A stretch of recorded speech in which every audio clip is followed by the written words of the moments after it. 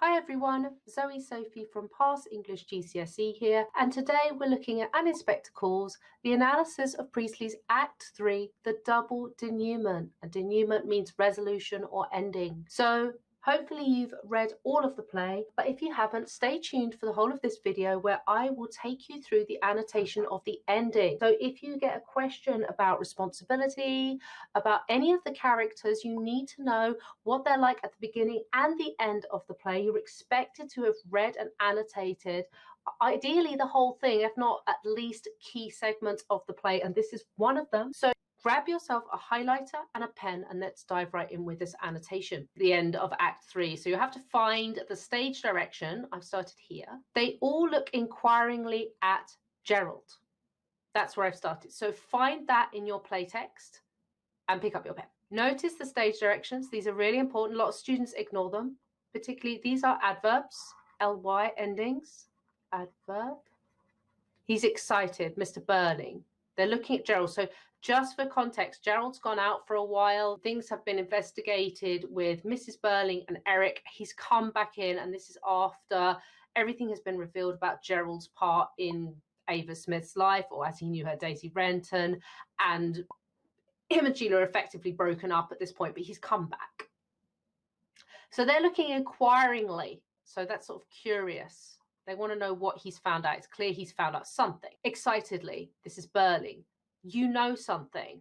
What is it? So there's an urgency with his tone here, which makes sense given what's at stake. Gerald slowly. That man wasn't a police officer. Astounded, which means really shocked. What? Mrs. Birling, are you certain? Gerald, I'm almost certain. That's what I came back to tell you. Excitedly, good lad. You asked about him, eh? So obviously at this point, we're starting to find Mr. Birling quite unattractive in the sense that he is really in firefighting mode, trying to repair the family's reputation. So sort of praise here. You asked him, eh? Yes. I met a police sergeant I know down the road. I asked him about this Inspector Gould and described the chap carefully to him. He swore there wasn't any Inspector Gould or anybody like him on the force here. That's really invalidated the inspector's position. He's making him look like an imposter, a fake. Therefore, he hasn't got the authority to question the family and to accuse them of anything, regardless of whether they've done right or wrong. It's invalidated his position. It's invalidated his authority. You didn't tell him. There's a dash there. Notice dashes in this play. It means interruptions. You can see that, and it affirms it here with this stage direction. No. So he's interrupted. Passed it off, saying I'd been having an argument with somebody. But the point is, the sergeant was dead certain they hadn't any inspector at all, like the chap who came here. Again, Gerald and Mr. Birling and Mrs. Birling particularly interested in this idea that he didn't have the authority to quiz them, which technically he doesn't. I like this expression by Birling, excitedly. By jingo, a fake. You could write about the punctuation marks if you ever had to, particularly for Mr. Birling's character. It's a very easy quote to remember. They show his excitement. So you should be annotating your text as I'm going along. And what I'm doing, if I point out any techniques, so for example, the dash and the tone and the adverb, I'll highlight them in yellow for you. So you can see that these come under AO2. That's terminology. You should know terminology or writer's techniques. These are the how, if you like. So the what is what's going on. What's going on, AO1, assessment objective 1. What's going on? Your understanding is that Birling is discovering from Gerald that the police inspector Gould is a fake, and Mrs. Birling, Gerald and Mr. Birling very excited about that. That's the what. The how is that being portrayed through adverbs, through the urgent tone, through questions as well. See, questions is a technique. Questions. So you have to know this. If you write in point, evidence, technique, explain paragraphs or peel or petal or whatever it is you do to answer your essays, AO2 is your technique. And most students are great at AO1. They understand what's going on, but AO2, if you know the how behind it, it will stop you just narrating the play, because that won't get you very high marks. You want high marks, and those high marks are gained by knowing your techniques. Punctuation is also a technique. You can write about that because it relates to how the line is delivered. Obviously, this is a play. It's designed to be watched and enjoyed. It's not designed to be read and annotated. I know we are doing that for the exam. But you can write about this in terms of how the line is delivered. You can see that. You've got the adverb excitedly with the punctuation here. He's excited, excitement. Moving on, Mrs. Birling, triumphantly. So this stage direction makes her seem nauseatingly smug, which if you've seen my Mrs. Birling video, you'll know that she is one of these characters that's quite classist, quite intense, very conformist. She likes rules followed, and she's not particularly kind to the lower classes. If you haven't seen that video, check it out. It gives you 5 key quotes on her character. Didn't I tell you? Didn't I say I couldn't imagine a real police inspector talking like that to us? So she's raising this question now, and it's almost like she's using that question to save face, to save her appearance, save face. And the question, of course, is a technique. So I'll highlight techniques in yellow. Use whatever color works for you. Just make sure that you're looking at technique, the how and what. The what is the effect of it. Well, you were right. There isn't any such inspector. We've been had. Birling, beginning to move. I'm going to make certain of this. So notice how he takes control of the situation. He's obviously used to doing that. Mrs. Birling, what are you going to do? She's always deferring to the men. Again, that would be quite a good quote for her, sort of looking for solutions. Men solve problems. It's not a key quote per se, but it does evidence that through the question. Ring up the Chief Constable, Colonel Roberts. So there's a bit of name dropping here. He is clearly connected. He knows people. This is where their power and class help them. Careful what you say, dear. Waits at telephone. Of course, at telephone. Brumley 8752. To others as he waits. I was going to this anyhow. I've had my suspicions all along. At telephone. Colonel Roberts, please. Mr. Arthur Birling here. Oh, Roberts, Birling here. Sorry to ring you up so late. It's almost like they're friends. For friendly terms. Connected. Notice that. But can you tell me if an Inspector Gould has joined your staff lately? Gould. G-O-O-L-E. If you haven't got that, that's an acronym. Gould, ghost. If you're not sure about Inspector Gould, if that is sounding strange to you, check out my video on Inspector Gould, where I go through 5 key quotations on him and I talk about his name. So you should know that's and how that's significant. A new man, tall, clean shaven.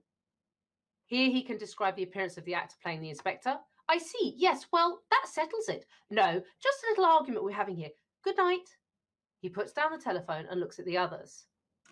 There's no Inspector Gould on the police. That man definitely wasn't a police inspector at all. As Gerald says, we've been had. Now, as repetition, kind of a colloquial expression. You can say of expression, we've been had, which connotes sort of that both, you know, they've been made mugs of, really. They've been fooled.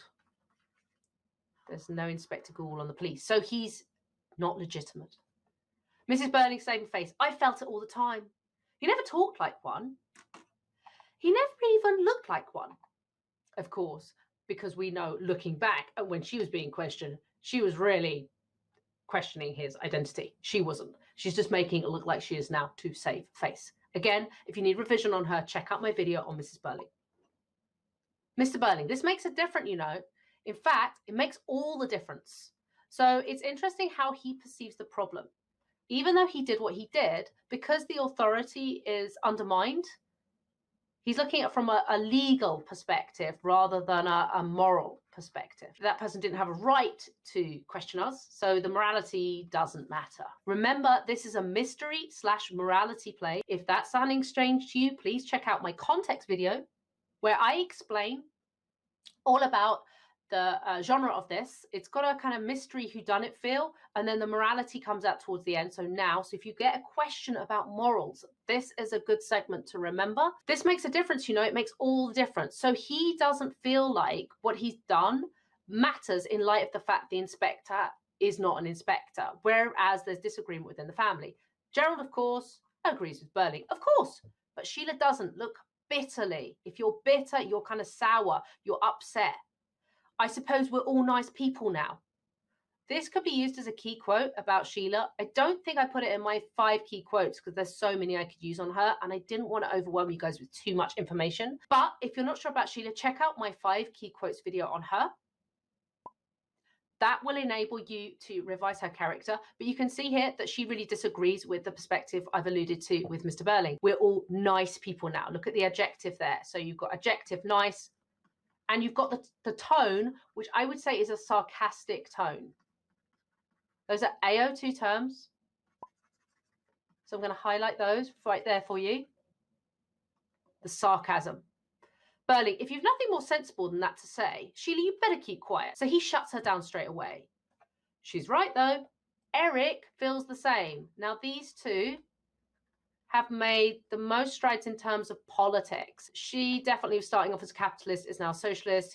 He is kind of ambiguous at the start, but agrees with the inspector. So these two, if you get a question on generations, you can see the conflict here.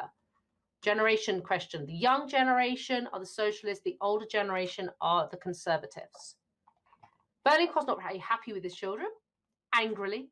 And you better keep quiet anyhow. If that had been a police inspector and he'd heard you confess, Arthur, careful, hastily, yes, yes. Why are they doing that?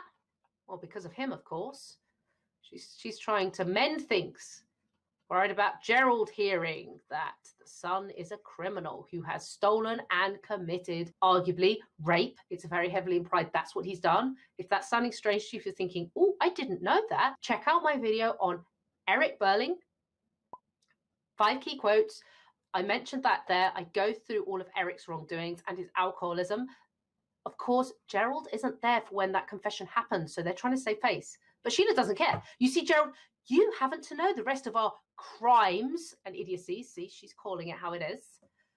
That's all right. I don't have to. See, he doesn't want the illusion to break either, conservative. To Birling, what do you make of this business now? Was it a hoax? So he's in alignment with Mrs. Birling and Birling about the inspector's legitimacy. Birling, of course. Somebody put that fellow up to coming here and hoaxing us. There are people in this town who dislike me enough to do that. I love the way it's all about him. He's very self-absorbed.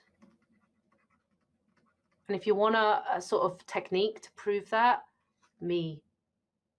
His reference, self-reference. There are people in this town who dislike me enough to do it, and dislike. They would try and shame my family. It's all about me. We ought to have seen it through it from the first. In the ordinary way, I believe I would have done, but coming like that, bang on top of our little celebration, just when we're all feeling so pleased with ourselves, naturally it took me by surprise. This is Birling. I wish I'd been here when that man first arrived. I'd have asked him a few questions before I allowed him to ask us any. It's all right saying that now, Mrs. Birling. I was the only one of you who didn't give in to him. And now I say we must discuss this business quietly and sensibly and decide if there's anything to be done about it. So she's gone into sort of problem-solving mode. And I love her use of I say, we. So look at these pronouns. First person, and you've got singular, and that's collective. First person pronouns. So the focus is on ourselves. It's very individualistic. It's not looking at from a society, sort of collectivist society perspective. She's in problem solving mode. Birling, Mr. Birling, with hearty approval, you're absolutely right, my dear. Already we've discovered one important fact, that fellow was a fraud and we've been hoaxed, and that may not be the end of it by any means. I'm sure it isn't. Keenly interested. You are, eh? Good. To Eric, who is restless. Obviously, he feels guilty. Good. There's something that makes us like Eric more or dislike him less, depending on your perspective of Eric. He's restless. He's upset because he knows, regardless of the authority of the police inspector, he's still done something horrible to a girl. Birling, Eric, sit down. Sulkily. A bit like childlike. I'm all right. All right? You're anything but all right. You needn't stand there as if what? You can see the interruptions and the tension rising between them. As if you've nothing to do with us. Just remember your own position, young man. If anybody's up to their neck, the neck in this business, you are. So you better take some interest in it.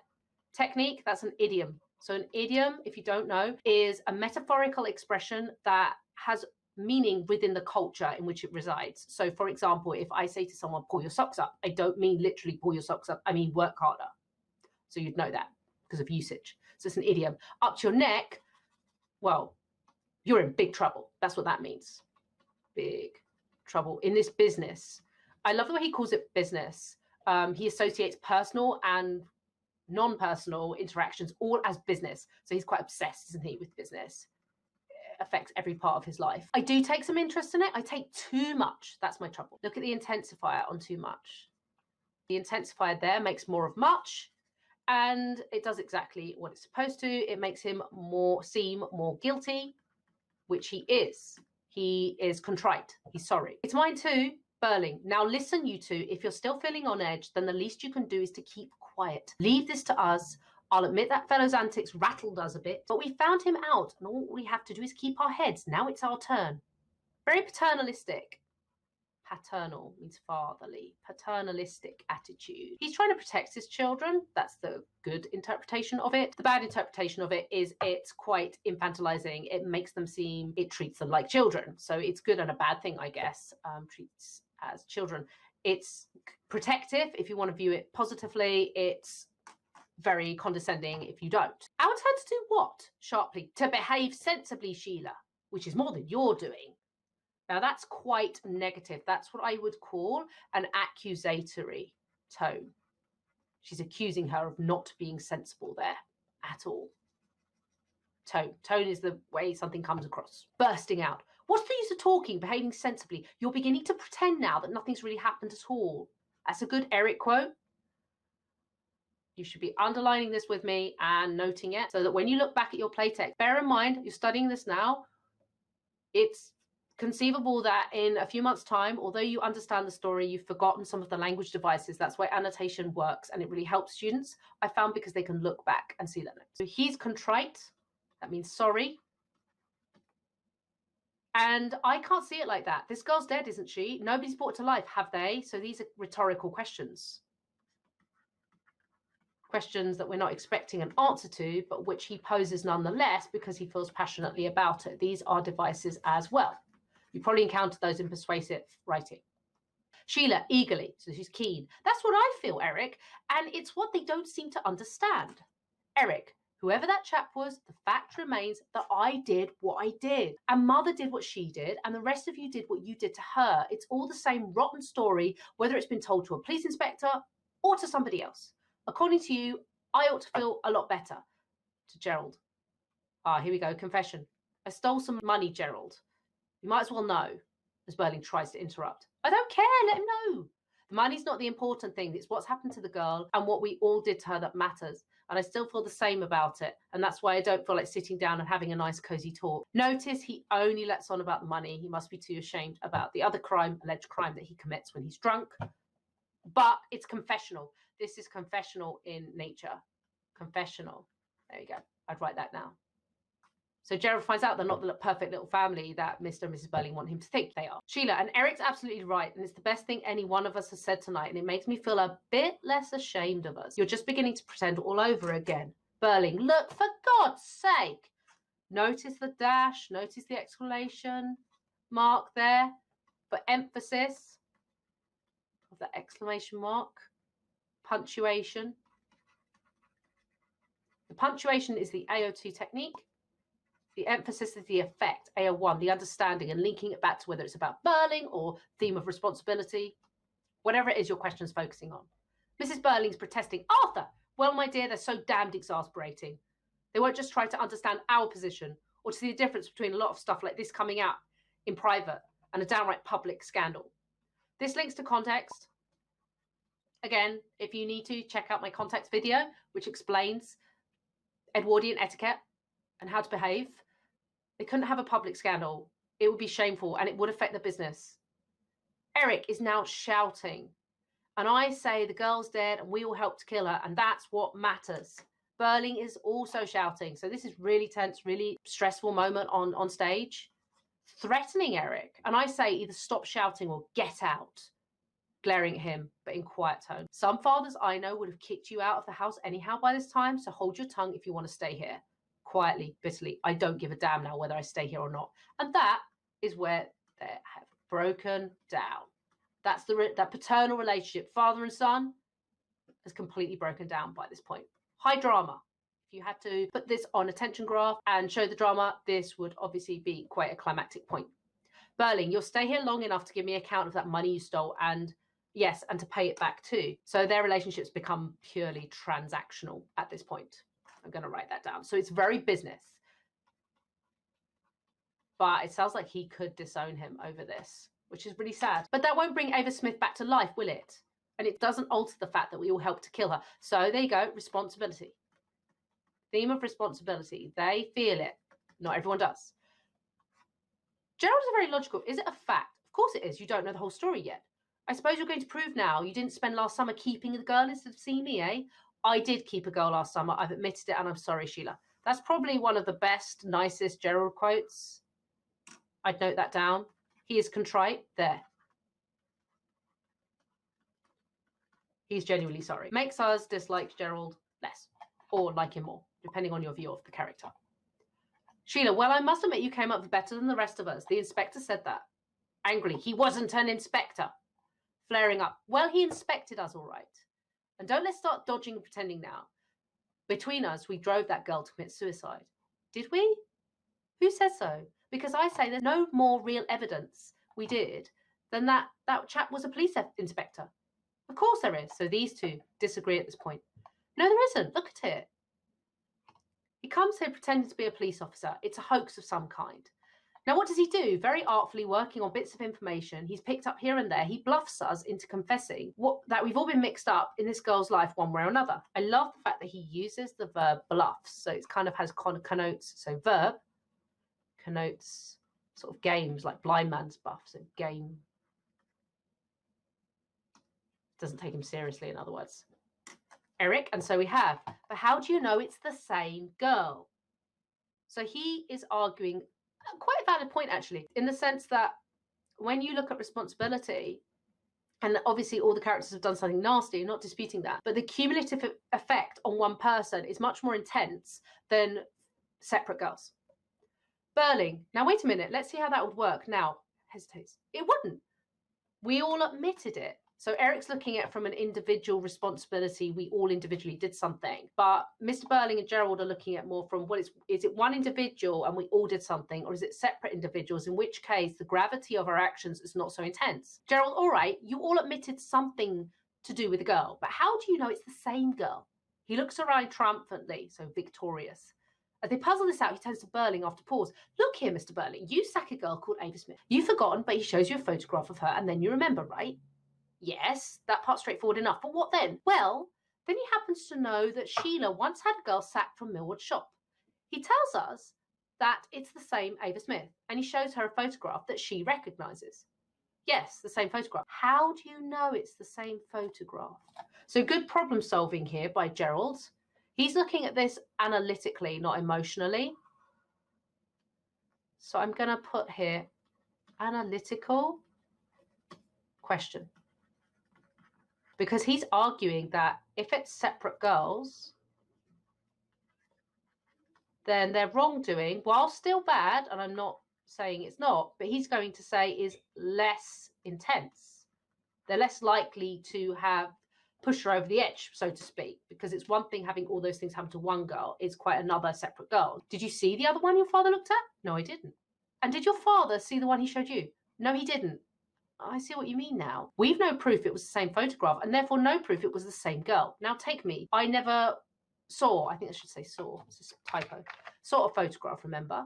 He caught me out by suddenly announcing that this girl changed her name to Daisy Renton. I gave myself away at once because I'd known a Daisy Renton, eagerly, and there wasn't the slightest proof that this Daisy Renton was really Ava Smith. We've only his word for it, and we'd his word for it if he was a police inspector, and we know now he was lying. So look, see, because his role has been questioned, they're looking at him as a person and thinking, actually, is he a liar? What else has he misled us on? So he could have been lying the whole time. Of course he could, probably was.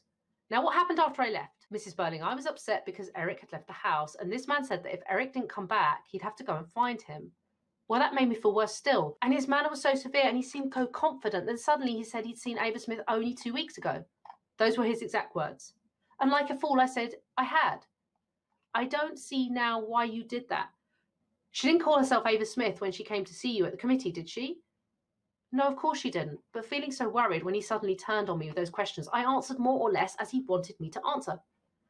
But Mother, don't forget he showed you a photograph of the girl before that, and you obviously recognised it. Gerald, did anybody else see it? Mrs. Birling, no, he showed it only to me. Gerald, then don't you see, there's still no proof it was really the same girl. This is quite important. Makes a difference to him and to others. He might have showed you the photograph of any girl who applied to the committee, and how do we know she was really Ava Smith or Daisy Renton? Gerald's dead right. He could have used a different photograph each time, and we'd be none the wiser. We may all have been recognising different girls. Exactly. Did he ask you to identify a photograph, Eric? No, he didn't need a photograph by the time he got round to me, but obviously it must have been the girl I knew who went to see Mother. Why must it? She said she had to help because she wouldn't take any more stolen money, and the girl I knew had told me that already. Even then, that may have been all nonsense. I don't see much nonsense about it when a girl goes and kills herself. So Eric's looking very much at the suicide angle. You lot may be letting yourselves out nicely, but I can't, nor can Mother. We did her in all right. So he feels responsible. That's quite a good Eric quote there. If you want to add it to your Eric quotes, you can. I would say that's a good one by him. So I'm going to circle it. And what I do on my play text to make things stand out, sometimes I write at the top of each page if something really important has happened. So when I flick back through the play text, I can see those key events. Sometimes I just put things at the side like this, so you can see instantly, oh yeah, Eric, responsible quote. Got it. Birling eagerly, wait a minute. Don't be in such a hurry to put yourself in court. So he's looking at it very much from a legal liability as well as a moral one. He's looking at it much more analytically. That interview with your mother could have been just as much a put-up job, like all this police inspector business. The whole damn thing could have been a piece of bluff. In other words, how do you know it's all true? Is it all true? Angrily, how can it? The girl's dead, isn't she? What girl? There are probably 4 or 5 different girls. That doesn't matter to me. The one I knew is dead. Is she? How do we know she is? That's right, you've got it. How do we know any girl killed herself today? Now, this is denouement 1. Now, if you get to wherever this is on your playtext, I would write at the top of the page. I'm going to scroll up to find it because I'm working on this document. Denouement number 1, which is basically Ava not dead. They think it's all a hoax. No girl died. They might have all done horrible things to maybe separate girls, but no one died. It's just a put-up job. It's just a fake. Looking at them all triumphantly, so he feels like he's won. Now answer that one. Let's look at it from this fellow's point of view. We're having a little celebration here and feeling rather pleased with ourselves. Now he has to work a trick on us. Well, the first thing he has to do is give us such a shock that after that, he can bluff us all the time. So he starts right off. A girl has just died in the infirmary. She drank some strong disinfectant, died in agony. All right, don't pile it on. So this is quite emotive language here. But now Birling's tone, he's using this emotive language, but he's using it almost to be sarcastic in a quite negative way. He comes across as unattractive here because even if his theory has some merit, it still doesn't look great because, you know, until proved otherwise, a girl has died. Don't pile it on too much. There you are, you see, just repeating it shakes you a bit. And that's what he had to do, shake us at once and then start questioning us until we didn't know where we were. Oh, let's admit it, he had a laugh at us all, right? Eric, he could laugh his head off if I knew it really was all a hoax. I'm convinced it is. No police inquiry, no one girl that it's all happened to, no scandal, and no suicide? Decisively. We can settle that at once. He's very logical. Let's find out then. How? By ringing up the infirmary. Either there's a dead girl there or there isn't. Uneasily. It will look a bit queer. That means strange, remember? Written in 1945, set in 1912, the language will be different. Look a bit queer, won't it? Ring up in the middle of the night. I don't mind doing it. Notice his confidence. Now, this is linked to class. Upper class guy. He is quite happy to put himself out there in various different situations and be assertive. He is truly assertive. I don't mind doing it. I don't mind how it looks. I'm upper class. Mrs. Birling, emphatically, that means with emphasis. And if there isn't, anyway, we'll see. He goes to the telephone and looks up number. The others watch tensely. Bromley 8986. Is that the infirmary? This is Mr. Gerald Croft of Crofts Limited. Love that. It's like he's famous. How many people? Tell me in the comments. Does anyone do that on the phone?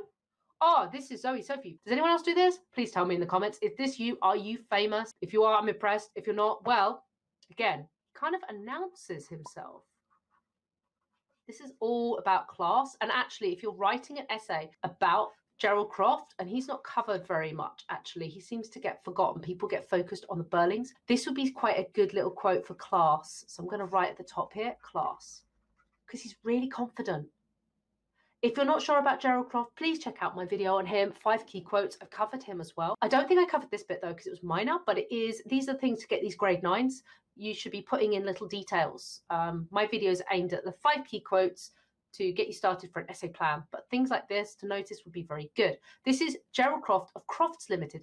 Yes, we're rather worried about one of our employees, so look how he couches it, the concerned employer.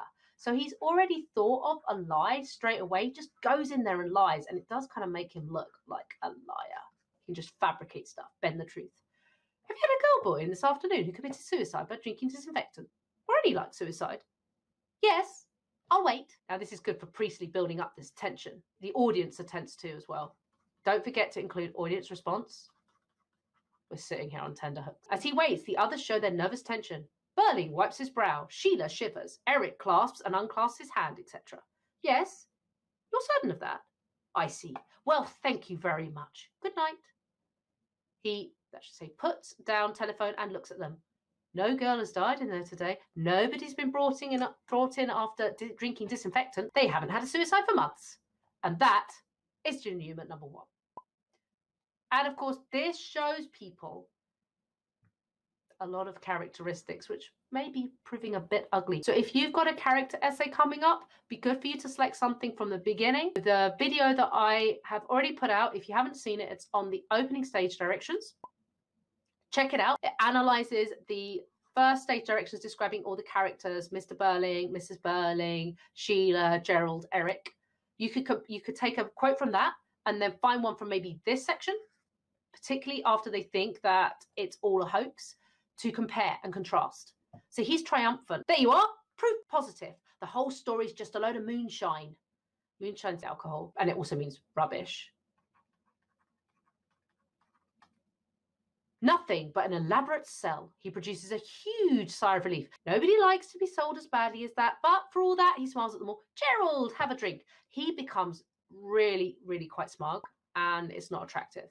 Smiling, thanks. I think I could just do with one now. Birling going to sideboard. So could I. Mrs. Birling smiling. And I must say, Gerald, you've argued this very cleverly, and I'm most grateful. So he's sort of got Gerald points with her.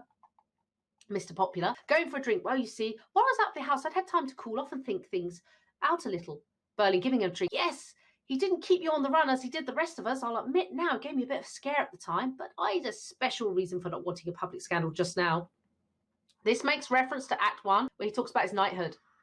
It makes him look very pompous, very unattractive, really inconvenient for a girl to die right now. Look at this. It's all about me. Very selfish. Has his drink now and raises his glass. Well, here's to us. Come on, Sheila. Don't look like that. All over now. Again, he's not looking great. He's looking smug, unattractive, thoughtless, insensitive. List your adjective here. If you've got any more adjectives for how Mr. Birling comes across at this moment on denouement number 1, please put them in the comments. I'd be really interested to see what you make of him here. But he's not meant to come across as attractive at all. Sheila, on the other hand, the worst part is, but you're forgetting one thing I still can't forget. Everything we said had really happened. If it didn't end tragically, and that's lucky for us, but it might have done. So she's looking at, well, we did do it. We're all still guilty. Jovially, this cheerful, but the whole thing's different now. Come, you can see that, can't you? And this is where he's really ugly, imitating the inspector in his final speech. You'll help to kill her, pointing at Sheila and Eric and laughing. And I wish I could have seen the look on your faces when he said that. I'm just going to write ugly. It's insensitive. Sheila moves towards the door. Go to bed, young woman. So she's really uncomfortable. I would say she's distressed. She's the one, if you get a question, there is an essay question somewhere about how much Sheila has changed over the course of the play. This is a really good one for showing her change. She doesn't really dispute her parents at the beginning, but you'll notice by this point, she just wants to walk out on them. Tensely, I want to get out of this. It frightens me the way you talk. Heartily, happily, sort of intensely. Nonsense, you have a good laugh over it, Let. Look, you better ask Gerald for that ring back you gave him, hadn't you? Then you'll feel better. Ugh. So it's fine that he already cheated. That's not a problem. We're all fine now. I'm just going to refer back to there. Ask for it back, hadn't you? As a question, I don't think it's a rhetorical question. I think he actually seeks her compliance. I think he seeks her assent to that. Not attractive. Then you'll feel better. I mean, this I would put there is a patronizing tone. He's admitted to keeping a girl, and yet here he is saying, go get back with him. Not great. Passionately, you're pretending everything's just as it was before the play at the engagement party. Eric, I'm not. No, but these others are. Now, this is great for the generations question. I might put at the top here. This is top of my page, but look where it is for you. You can write generations, because if you note things by themes, generations and responsibility really coming across here. I think there's even a generations quote coming up. But these others are, well, isn't it? We've been had, that's all. So nothing really happens. There's nothing to be sorry for, nothing to learn. We can't all go, we can go on behaving just as we did. That's responsibility right there. Make it stand out so you can see it. Well, why shouldn't we? I tell you, whoever that inspector was, it was anything but a joke. You knew it then, you began to learn something, and now you've stopped. You're ready to go in the same old way. I'd put next to there, Sheila has changed. She's the character I'd argue that changes the most. But if you disagree with me, please put a comment and tell me why, because I'd be really interested in what you think. This is a matter of opinion. It's just my opinion that she's changed the most. Amused, and you're not a? No, because I remember what he said, how he looked, and what he made me feel. Fire and blood and anguish. This is a reference back.